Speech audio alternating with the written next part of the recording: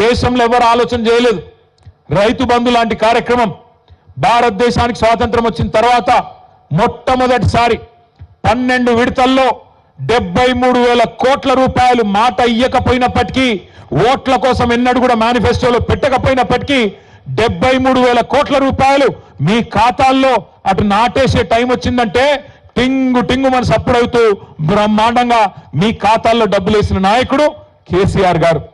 73,000 కోట్లు రైతు బంధు రూపంలో, 28,000 కోట్లు రైతు రుణమాఫీ రూపంలో 2 దఫాలుగా మీకు రుణమాఫీ చేయడం జరిగింది.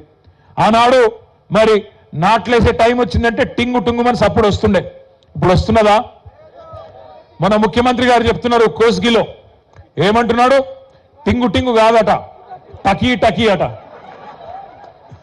ఆయన ఎట్లున్నాడంటే కేసీఆర్ ఎడ్డవంటిన తెడ్డవనాలి, కేసీఆర్ టింగు టింగు అంటే టకీ టకీ అనాలి. సరే టకీ టకో టికీ టికో కానీ ఏదో ఒకటి పడయారా అన్నట్టే ఎవరికి వాడలే రాష్ట్రంలో. ఏం చెప్పిండు ముఖ్యమంత్రి ఆ రోజు? ఈరోజు 26 జనవరి, ఈరోజు బంద్ ఉంటాయి బ్యాంకులు, కానీ మీరు తెల్లారు కొట్టంగా లేవగానే మీ ఫోన్లు మోత మోగుతాయి, టకీ టకీ అని పడతాయి అన్నాడు. పడుతున్నాయి టకీ టకీ అని. తులం బంగారం పడుతుందా టకీ టకీ అని? మా అక్కలను అడుగుతున్నా, మా చెల్లెలను, పడుతుందా తులం బంగారం టకీ టకీ అని? శైలి లేపి చెప్పాలి, పడుతుందా పడతలేదా? 2,500 పడుతుందా టకీ టకీమని? పడతలేదా? స్కూటీలు వస్తున్నాయా టకీ టకీమని? అస్తలేవా? మరి స్కాలర్షిప్లు పడుతున్నాయా టకీ టకీ అని? పడుతున్నాయా పడతలేవా? రైతు బంధు పడుతుందా టకీ టకీ అని? ఆఖరికి సఫాయి సిబ్బందికి పైసలు కూడా పడతలేవు టకీ టకీ అని.